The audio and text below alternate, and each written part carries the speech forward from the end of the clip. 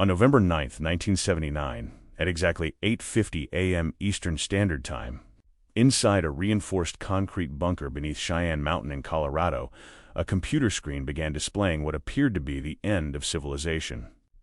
The Strategic Air Command's early warning system, designed to detect Soviet missile launches with absolute precision, showed 220 intercontinental ballistic missiles rising from their silos across the USSR, all trajectories pointing toward the continental United States. The estimated time of impact, 18 minutes. Within 90 seconds, 10 strategic bomber bases across America received flash alerts. Nuclear-armed B-52s began taxiing toward runways. Missile crews in underground silos in Montana, Wyoming, and North Dakota turned their keys to standby positions. The President's Airborne Command Post, a modified Boeing 747 known as the Doomsday Plane, was being fueled for immediate departure. In the Pentagon, a briefcase containing the nuclear codes was rushed toward the National Military Command Center. This was not a drill, except that it was, in the worst possible way. No Soviet missiles had been launched. No war had begun. What nearly triggered World War III that morning was something far more mundane, far more terrifying in its simplicity: a training tape accidentally loaded into a live system. A software error so catastrophic that it remained classified for years. A mistake that demonstrated how close humanity lived to annihilation every single day during the Cold War. This is the story of the 6 minutes when the world almost ended because of a computer glitch, and the handful of people who realized the truth just in time. But to understand how we reached that moment, we need to go back further. To understand the machinery of fear that governed both superpowers. The systems built to respond faster than human thought, and the impossible burden placed on the men and women who operated them. By 1979, the Cold War had evolved into something far more dangerous than the geopolitical chess game of the 1950s and 60s. The weapons had become faster. The detection systems had become more sophisticated, and the window for decision-making had shrunk to minutes. The doctrine governing American nuclear strategy was called Launch on Warning, a policy that allowed the United States to fire its nuclear arsenal based solely on satellite and radar detection of an enemy launch, before those missiles actually struck American soil. The logic was grimly practical, if you waited to confirm that. Soviet warheads had actually detonated on American cities before retaliating. Most of your missiles would be destroyed in their silos, unable to launch. You would lose the capacity for assured destruction, the only thing preventing nuclear war in the first place. So the system was designed to be fast, faster than diplomacy, faster than verification, faster sometimes than rational thought. The North American Aerospace Defense Command, NORAD, operated from inside Cheyenne Mountain, a facility carved into solid granite and designed to withstand a direct nuclear strike. Inside this underground fortress, hundreds of military personnel monitored an array of sensors. Satellites in geosynchronous orbit watching for the infrared signatures of rocket engines. Over-the-horizon radar stations scanning the northern approaches. Underwater listening posts tracking Soviet submarines. All of this data fed into massive IBM computers that processed threat assessments and generated alerts. The system was called the Worldwide Military Command and Control System, and it represented the cutting edge of 1970s technology, which meant it operated on less computing power than a modern smartphone, using magnetic tape storage and vacuum tube components that sometimes failed in unpredictable ways. The men who watched these screens lived in a constant state of controlled tension. They understood that their job was to provide the president with accurate information fast enough to make a decision that would determine whether civilization survived. They also understood that the entire system was built on a paradox. It had to be sensitive enough to catch a genuine attack, but stable enough not to generate false alarms that could trigger an accidental war. Every day they walked that line. And every day the pressure accumulated like water behind a dam. The Soviet Union maintained its own version of this system, equally paranoid, equally automated, and equally prone to catastrophic error. Soviet early warning radar stations stretched across the Ural Mountains in Siberia, watching for American bombers and missiles. Their command bunkers were connected by encrypted communication lines to the Kremlin, where political and military leaders maintained around-the-clock readiness to authorize a retaliatory strike. Both sides understood that in a nuclear exchange, there would be no winners. The concept of mutually assured destruction, MAD, was the only thing keeping the peace. As long as both superpowers knew that launching a first strike would guarantee their own annihilation in response, neither would risk it.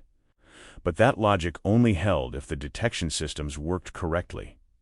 If the humans interpreting the data made rational decisions, if no one panicked during those crucial minutes when the fate of the world hung in the balance, the system had nearly failed before. In 1960, a radar station in Greenland detected what appeared to be a massive Soviet missile attack.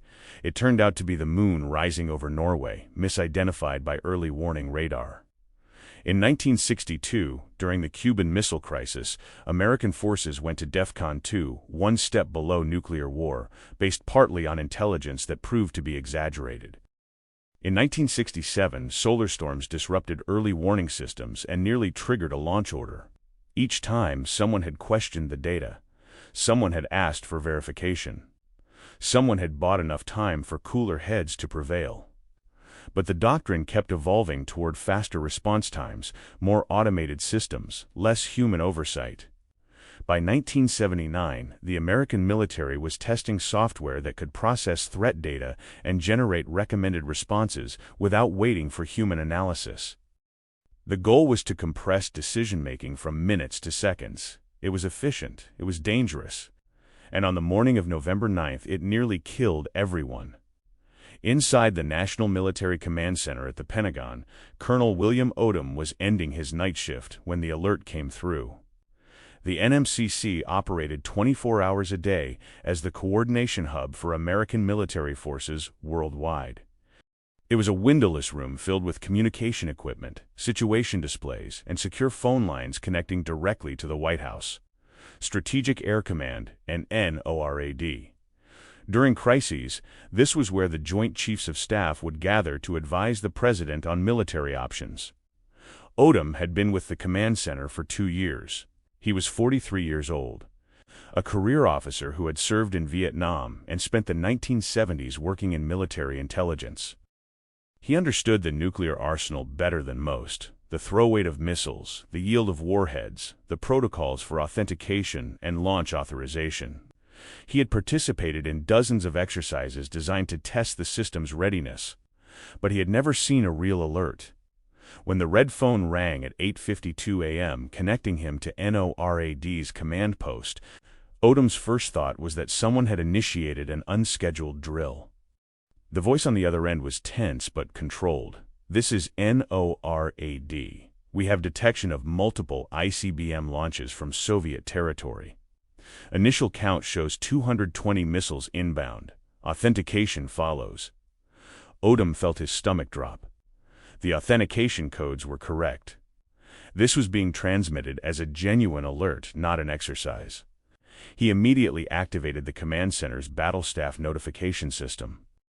Within 30 seconds, senior officers began arriving in the NMCC, some still fastening their uniforms. The wall displays switched from routine status boards to threat assessment screens. Someone activated the hotline to the White House Situation Room. The protocol was clear. Upon detection of a massive Soviet launch, the president would be immediately notified and provided with options. He would have perhaps 12 minutes to decide whether to order a retaliatory strike before the Soviet missiles destroyed America's ability to respond. Those 12 minutes would determine whether 200 million Americans lived or died, and whether humanity survived at all. But Odom was already questioning the data. 220 missiles represented virtually the entire Soviet ICBM force launching simultaneously. It made no strategic sense.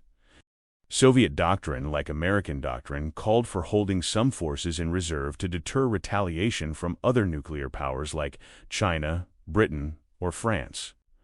An all-out strike would leave the USSR defenseless against third-party threats. More importantly, there had been no intelligence indicating Soviet forces were at heightened alert. No diplomatic crisis severe enough to trigger a first strike. No breakdown in communication between Washington and Moscow. The previous day had been completely routine. Still, the detection system insisted the missiles were real. At Strategic Air Command headquarters in Omaha, Nebraska, similar scenes were unfolding. General Richard Ellis, commander of SAC, received the alert and immediately ordered bombers to begin engine start procedures. Across America, B-52s loaded with nuclear weapons began moving toward runways. Missile crews in underground launch facilities received preliminary warnings to prepare for launch orders. The machinery of nuclear war was activating exactly as designed. At NORAD, inside Cheyenne Mountain, Colonel Robert Ross was staring at the display screens showing the supposed missile tracks. He had worked in early warning systems for 15 years. He knew the signatures of real launches, the infrared bloom of rocket engines, the radar returns as missiles rose above the horizon, the predictable trajectories as they arced toward their targets. Something about this data felt wrong. The reported launch points were scattered across too wide an area. The trajectories were too uniform, too perfect. Real missiles would show slight variations based on launch timing and targeting adjustments. These tracks looked like textbook examples, the kind of idealized flight paths used in training scenarios. Ross picked up the secure phone connecting him to NORAD's Computer Operations Center, 2 levels below the main command post. "This is Colonel Ross. I need someone to verify the data source for the current alert. Check which sensors are reporting and confirm the signal processing is functioning correctly." The response came back within 30 seconds. "Sir, the primary threat data is being generated by the NORAD computer system based on inputs from the 440L radar network and satellite early warning. But we're seeing an anomaly in the data stream. The computer's threat assessment program appears to be running a scenario file. A scenario file. A simulation. A training program." Ross felt ice water run down his spine. "Are you telling me this is a test file running in the live system?" "Sir, we're still verifying, but it appears a training tape may have been loaded into the operational computer without proper isolation protocols. The system is interpreting the simulated launch data as real." Ross grabbed the red phone connecting him to the Pentagon. "NMCC, this is NORAD. Belay the previous alert. We have indication of computer error. I say again, this appears to be a false alarm generated by training data in the operational system. Stand by for confirmation." At the Pentagon, Colonel Odom heard those words and felt a wave of relief so intense it was almost painful. But they weren't out of danger yet. Nuclear-armed bombers were taxiing on runways. Missile crews were in launch status. The entire strategic nuclear force of the United States had been activated. It would take 20 minutes to stand down completely. 20 minutes during which a single miscommunication, a single misunderstood order, could still trigger a launch. And they still weren't absolutely certain the alert was false. The investigation began immediately, even as military forces were being pulled back from the brink. At NORAD's Computer Operations Center, technicians discovered that a training simulation tape, a magnetic reel containing a scenario designed to test the system's ability to detect a massive Soviet attack, had been accidentally mounted on a drive connected to the operational network. Due to a software error, the system had not recognized the data as simulated. Instead, it had processed the training scenario as genuine sensor input and generated a real-world alert. The mistake had multiple causes, each individually small, but combined catastrophic. A technician had loaded the wrong tape into the wrong drive during a routine maintenance procedure. The labeling system for training versus operational media was inadequate. The software that processed incoming data lacked sufficient safeguards to distinguish between simulation and reality. The alert protocols prioritized speed over verification, meaning once the system generated a threat warning, it immediately propagated through the entire command structure. And perhaps most terrifying, this wasn't the first time. On November 9, 1979, the same computer glitch had occurred 3 days earlier, on November 6.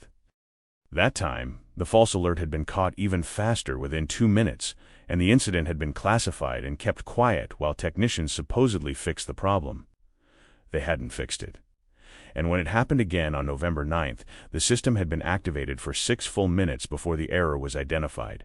6 minutes, 360 seconds. An eternity in nuclear warfare timelines.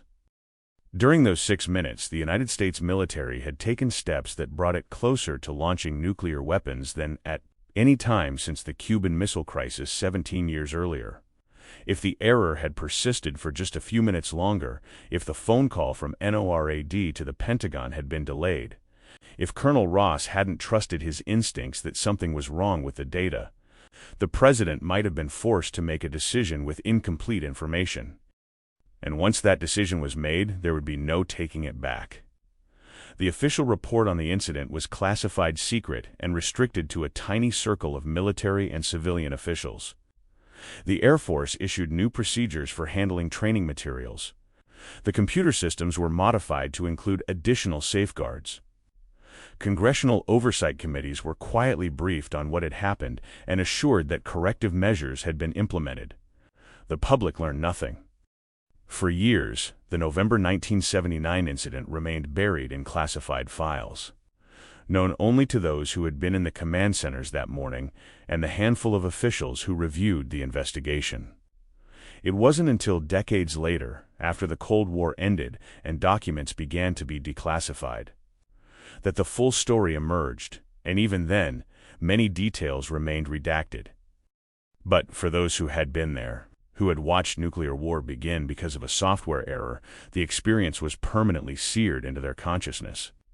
Colonel William Odom went on to become director of the National Security Agency under President Reagan.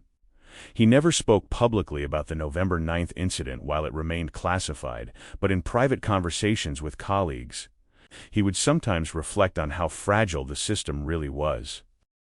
"We built this elaborate architecture to deter nuclear war," he once said. "And then we automated it to the point where human judgment almost didn't matter. We assumed the technology would be more reliable than people. But technology doesn't have instincts. It doesn't feel when something is wrong." That morning we survived because a few people questioned what the computers were telling them. If they had simply followed protocol and passed the alert up the chain without skepticism, we might have ended the world because of a magnetic tape in the wrong drive, Colonel Robert. Ross continued working in early warning systems until his retirement from the Air Force in 1985. He carried with him the memory of standing in the NORAD command center, watching false missile tracks on display screens, knowing that somewhere above him bombers were preparing to take off, knowing that in underground silos across the Midwest, men were preparing to turn keys that would launch civilization-ending weapons. He had trusted his judgment. He had questioned the data when everything in the system was screaming that the attack was real. And he had been right. But what haunted him, in the years afterward, was a simple question. What if he had been wrong? The November 1979 incident was not unique. Throughout the Cold War, there were dozens of false alarms, system failures, and near misses that brought the world close to nuclear war. In September 1983, a Soviet satellite system detected what appeared to be 5 American missiles launching from bases in Montana. The alert reached the command bunker where Lieutenant Colonel Stanislav Petrov was on duty. He had minutes to report the attack to Soviet leadership, who would then have minutes to authorize retaliation. But Petrov noticed inconsistencies in the data. A genuine American first strike would involve hundreds of missiles, not 5. He reported the alert as a system malfunction. He was correct. Sunlight reflecting off clouds had been misinterpreted by Soviet satellites as missile launches. Petrov's decision to disbelieve his own systems probably prevented nuclear war. He received no commendation.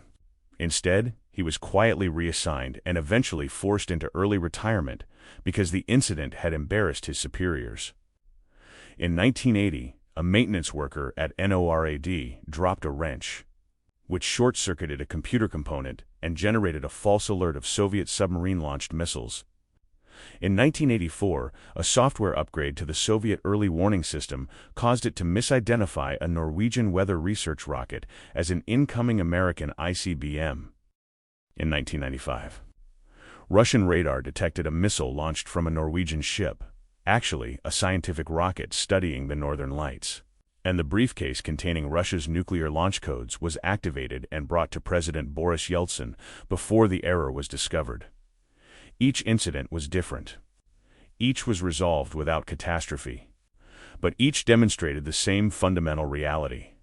The systems built to prevent nuclear war were themselves sources of existential danger. The men and women who operated these systems lived with a burden that few people could fully comprehend. They were not generals or politicians. They were technicians, radar operators, computer programmers, communications specialists, ordinary people given extraordinary responsibility. They worked in windowless rooms buried underground, breathing recycled air, watching screens that displayed symbols representing millions of lives. Their entire existence during those shifts was defined by vigilance against an event they desperately hoped would never occur. They were trained to respond instantly, decisively, without hesitation, but they were also trained to verify, to question, to maintain skepticism even in the face of apparent certainty. It was a psychological paradox. Act quickly, but think carefully. Trust the system, but doubt the data. Be ready to help launch weapons that would kill hundreds of millions but hope you never have to. At Strategic Air Command headquarters, crew members who worked in missile silos underwent rigorous psychological evaluation. The Air Force wanted to ensure they would turn their keys when ordered, but also that they wouldn't turn them without orders.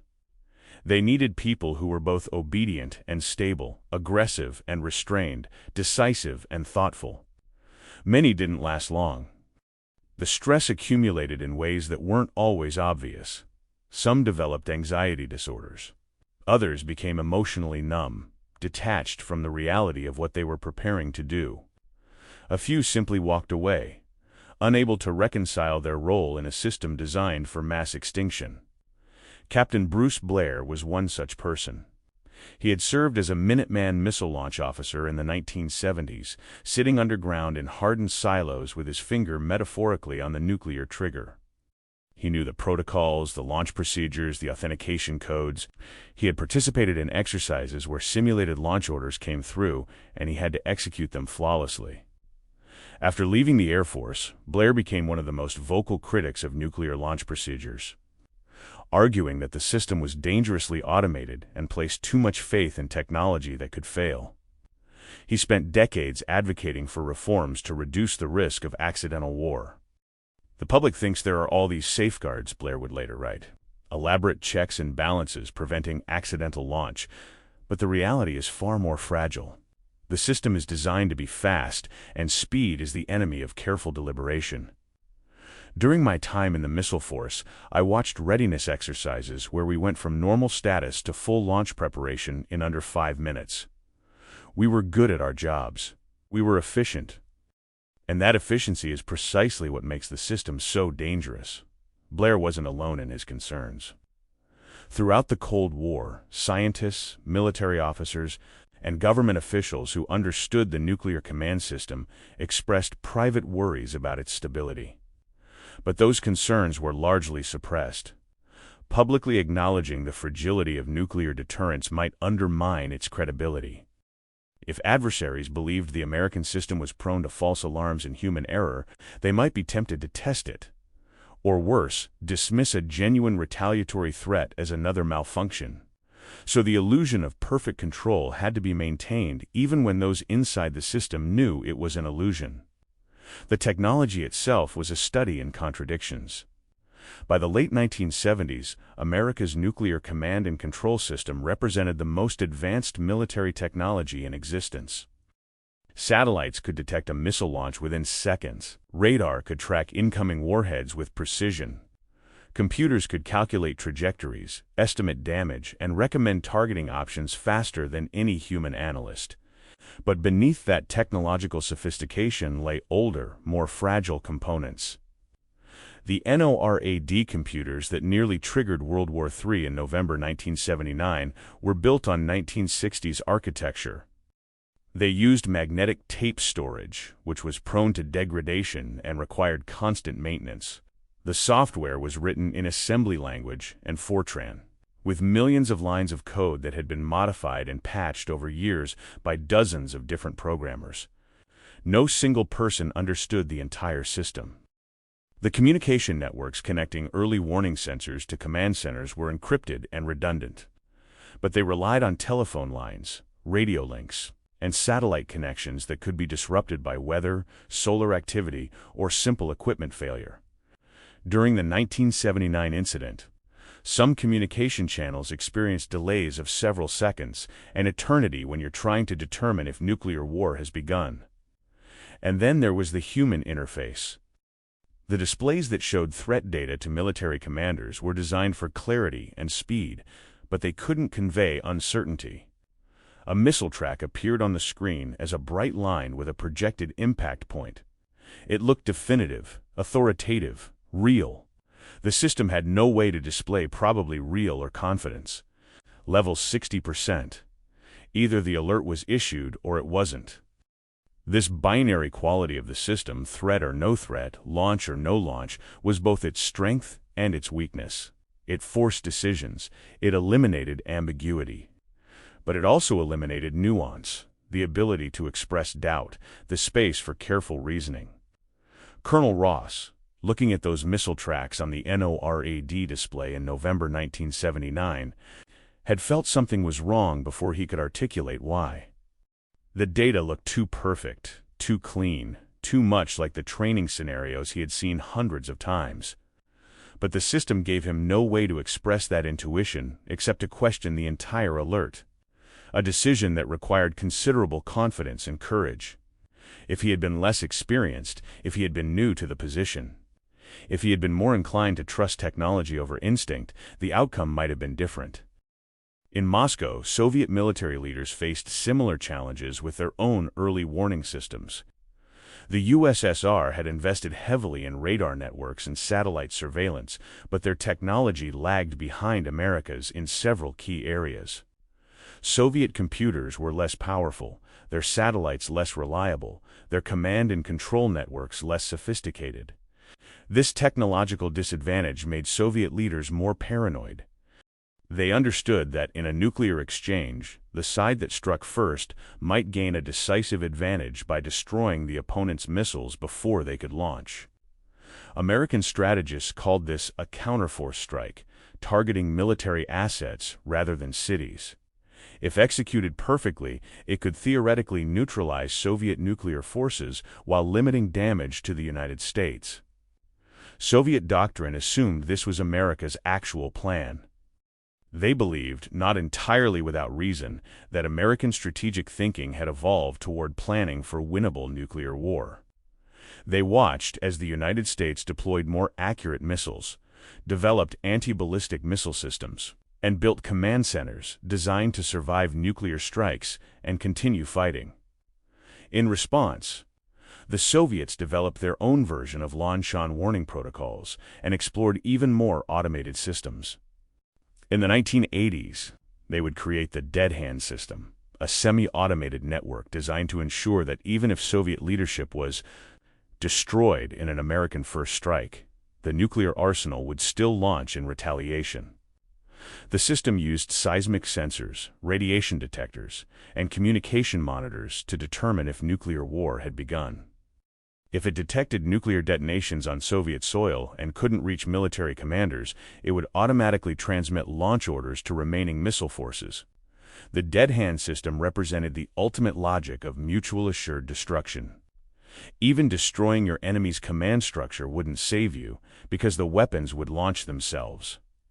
Both superpowers had constructed systems that reduced human decision-making to a minimum, ensuring that nuclear retaliation would occur even if everyone with authority was dead.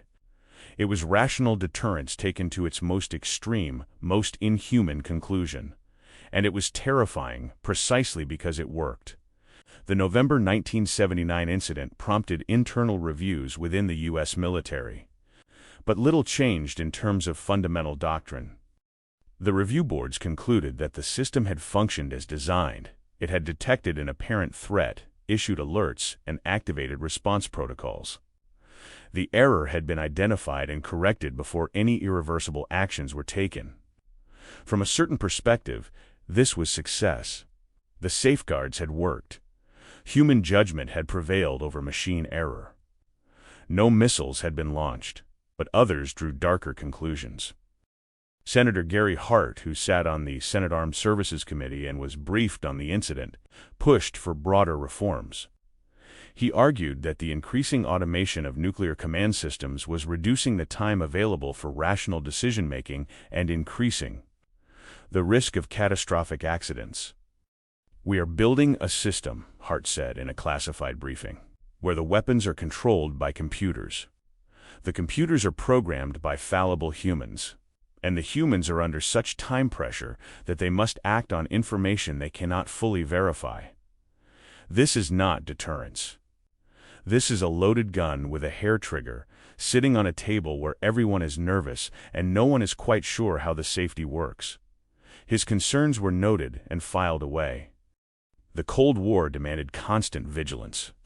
Reducing response times, improving detection capabilities, maintaining technological superiority, these were seen as necessities, not choices.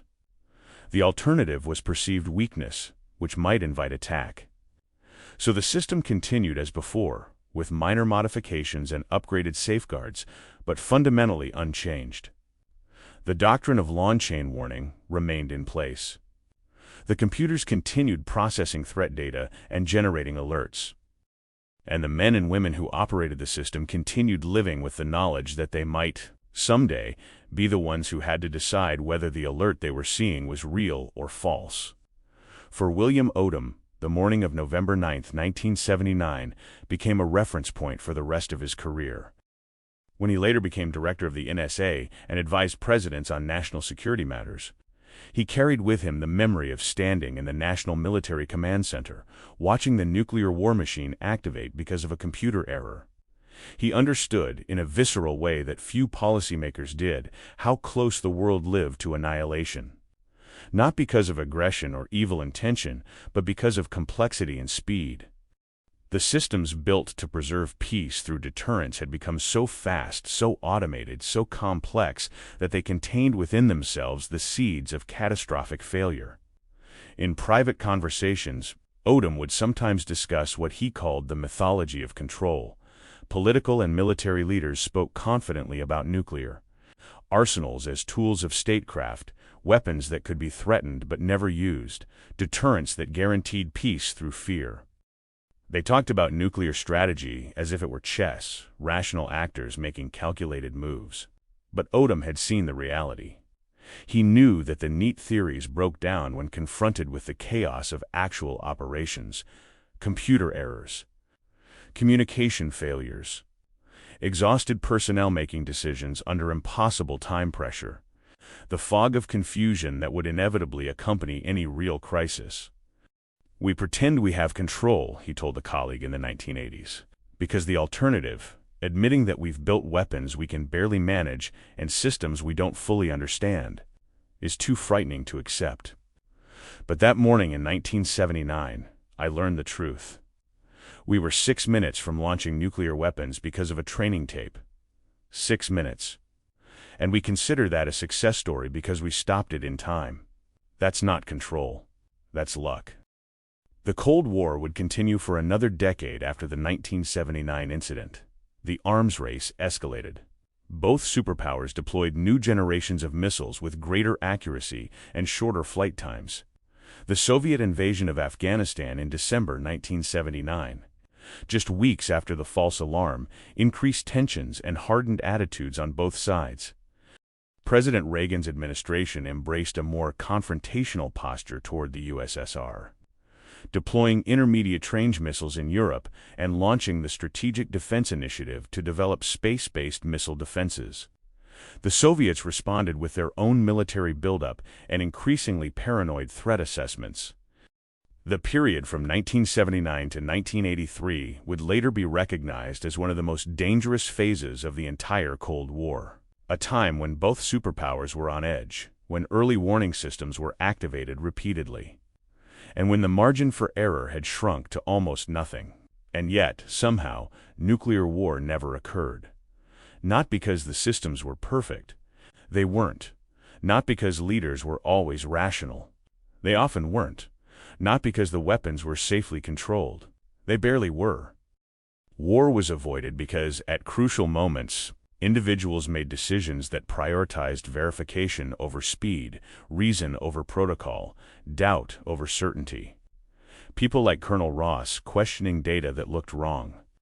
People like Stanislav Petrov refusing to report an alert that made no strategic sense. People like William Odom recognizing that even in crisis, pause and verification were necessary. These were not heroes in the traditional sense. They didn't storm beaches or fly dangerous missions. They simply did their jobs with unusual care, maintained skepticism in the face of apparent certainty, and bought enough time for others to discover the truth. But their actions, or more precisely, their restraint, prevented catastrophe. And most of the world never knew how close it had come. The full story of the November 1979 computer glitch remained classified until the late 1990s, when declassification efforts and historical research began revealing the frequency and severity of false alarms during the Cold War. When details finally emerged, they shocked even those familiar with nuclear issues. A computer error, a training tape, 6 minutes. It seemed absurd, almost comical, except that it had been terrifyingly real. The bombers had been rolling toward runways. The missile crews had been at their consoles. The nuclear briefcase had been activated. All the machinery of doomsday had been set in motion because of a simple, stupid mistake. And it could happen again. Even after the Cold War ended, the fundamental structures remained. Russia and the United States still maintained thousands of nuclear weapons on high alert status. The early warning systems were modernized but remained complex and fallible. The doctrine of rapid response persisted, driven by the same logic that had governed the Cold War. If you wait to be certain before responding, you might lose the ability to respond at all. The technology improved. The computers became faster and more reliable. The software was rewritten and tested more thoroughly. But the essential problem remained unsolved. How do you build a system capable of responding in minutes to an existential threat while also ensuring it won't respond to false information? How do you automate the decision to end civilization? In 2010, a group of former Cold War officials, including several who had been present during the 1979 incident, published a joint statement calling for the elimination of nuclear weapons. Among them was Bruce Blair, the former missile launch officer who had spent decades warning about the dangers of automated nuclear systems. Their statement acknowledged what had once been classified. We have been far more lucky than skillful in avoiding nuclear war. We have constructed weapons of such destructive power that their use would be civilizational suicide. And then we have placed them under command systems that prioritize speed over deliberation. We have survived not because our systems were safe, but because they were never fully tested. We cannot count on that luck to continue. The statement was largely ignored. Nuclear weapons had faded from public consciousness after the Cold War. New threats, terrorism, cyber warfare, regional conflicts, dominated strategic thinking. The idea that a computer glitch could trigger nuclear apocalypse seemed like a relic of a bygone era, a Cold War anxiety that no longer applied. But the weapons remained, the systems remained, and the logic that had nearly destroyed the world in 1979, the logic of automation, speed, and deterrence through threat of annihilation, remained embedded in military doctrine. William Odom died in 2008, having served his country in various capacities for over 4 decades. In his later years, he had become increasingly critical of the nuclear policies he had once helped implement. He never lost the memory of that morning in November 1979. Standing in the command center, watching nuclear war begin because of a machine error. We built a system that assumes perfect information, perfect technology, and perfect human judgment, he wrote in an unpublished memoir. We assumed we could manage the most destructive weapons ever created with the precision of a Swiss watch. The 1979 incident should have taught us otherwise. It should have forced us to reconsider the entire architecture of nuclear deterrence. Instead, we classified it, learned a few narrow lessons about computer security, and carried on as before. We told ourselves we had fixed the problem. But the real problem, the fact that we've created weapons that could end human civilization, and placed them under systems designed to fire in minutes, that problem was never fixed. It can't be fixed, not as long as the weapons exist. On November 9, 2019, exactly 40 years after the computer glitch that nearly started World War III, no ceremonies marked the anniversary. No memorials honored the people who had prevented catastrophe. No documentaries told the story to mass audiences. The date passed quietly, known only to historians and those few remaining individuals who had been there, who remembered what it felt like to stand at the edge of the abyss and step back just in time. Colonel Robert Ross, retired for decades, spent that day quietly at his home. He was 83 years old. His memory remained sharp. He could still recall every detail of that morning, the displays showing missile tracks, the phone calls between command centers, the terrible certainty that something was wrong even when everyone else seemed convinced the alert was real. He had made the right call.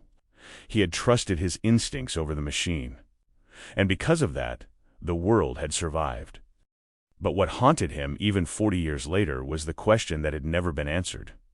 What if next time the person in his position doesn't question the data? What if next time the computer error looks more convincing? What if next time the alert comes during a period of heightened tension when everyone is expecting an attack? What if next time there is no next time? The history of the Cold War is often told as a story of political leaders, Kennedy and Khrushchev during the Cuban Missile Crisis, Reagan and Gorbachev negotiating arms control. These were indeed the people who made the big decisions, who shaped policy and determined the course of nations. But the real story of how nuclear war was prevented lies elsewhere. In the decisions of people whose names rarely appear in history books, radar operators who questioned suspicious data, computer technicians who noticed anomalies in system behavior, military officers who insisted on verification before passing alerts up the chain of command. These individuals, working in classified facilities, following protocols that the public never knew existed, held civilization in their hands more surely than any president or general. And they held it by doing something that went against their training. They hesitated. They doubted. They bought time when the system demanded instant action. The November 1979 incident was not unique, but it was emblematic.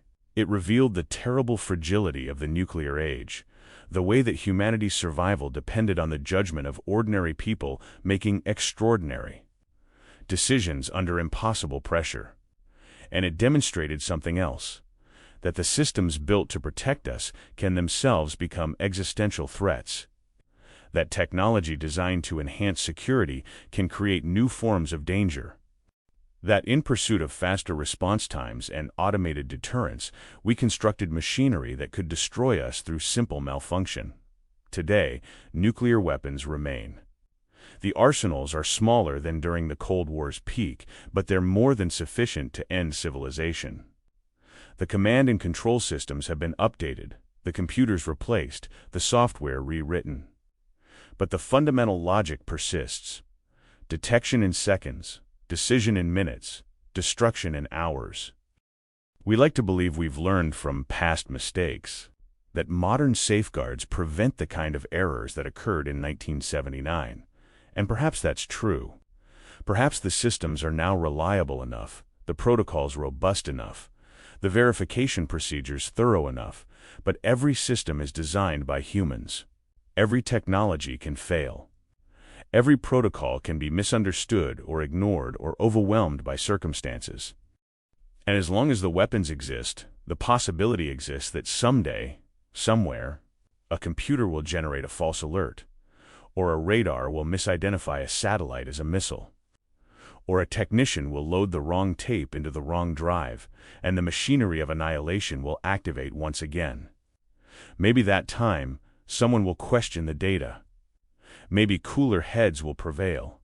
Maybe humanity will get lucky one more time. Or maybe not. If stories like this make you reflect on how close we've come to the edge, and how fragile our survival has been, not because of evil or aggression, but because of complexity and error, then perhaps these histories deserve to be remembered. There are many more Cold War stories buried in classified archives. Stories of near misses and close calls, of ordinary people making decisions that determined whether civilizations survived. Stories that reveal the uncomfortable truth. We didn't win the Cold War through superior technology or better strategy.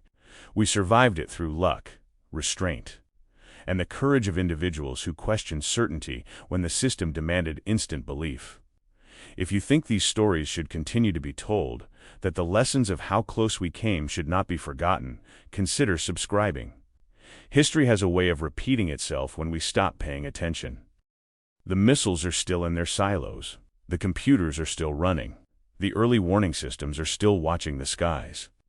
And somewhere right now, someone is sitting in a bunker watching a screen, hoping they never see the alert that could end the world, and hoping that if they do see it, they'll have the wisdom to question it before it's too late. That's the real legacy of November 9th, 1979. Not that the system worked, but that humans, at the crucial moment, didn't trust it completely. Sometimes survival requires doubt.